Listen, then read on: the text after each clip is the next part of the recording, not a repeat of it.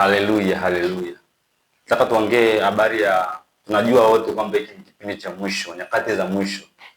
Biblia inatuambia tuwe makini. Be careful.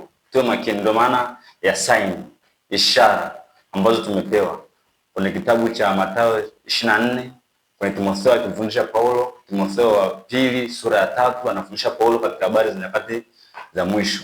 Lakini hizo zote ni sign za siku za mwisho. Watu wa Mungu, kitu ambacho napenda kuwaambia, napenda kuwakumbusha, hakuna silaha inayotengenezwa wakati wa vita. Silaha zote zinatengenezwa kabla ya vita. Ikifika kipindi cha vita, tunakwenda kupigana na kutumia zile silaha ambazo tayari zimeshakwisha kutengenezwa. Hapa Biblia imetuambia tuwe makini, inatukumbusha tuwe makini kwamba katika habari za siku za mwisho yatatokea mambo mengi sana. Yatatokea mambo ambayo hayafai, maovu yataongezeka, kutokupendana, upendo kupungua, kutokumjua Mungu, watu kujipenda wenyewe, kupenda fedha, habari za Mungu watu watakuwa wamezeka pembeni.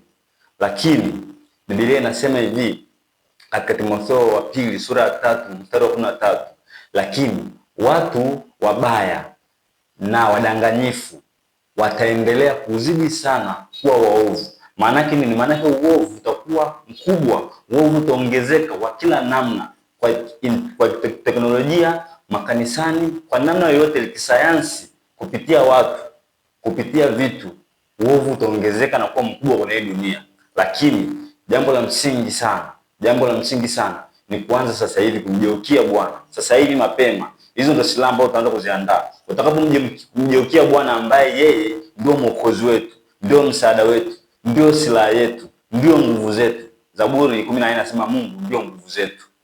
Unaona? Kwa hiyo utakapomgeukia Bwana, unakuwa mtengeneza silaha yako. Utakapoanza kujifunza maandiko matakatifu, hiyo ndio itakuwa msaada wako. Maana Paulo anamwambia Timotheo, ukiendelea anamwambia Timotheo, maana wewe umejua ulipojifunza, unajua ulipojifunza, uzidi kuyashika hayo maovu, hayo mabaya, hizo nyakati zisije zikakuchanganya ukamwacha Mungu kwa sababu ya maasi, kwa sababu ya mabaya, kwa sababu ya uzito wa wale mambo, kwa sababu ya ugumu wa maisha, ukamwacha Mungu, ukaacha mafundisho ambayo umefundishwa, injili ambayo umefundishwa, ukamkimbilia shetani, ukamwacha Mungu.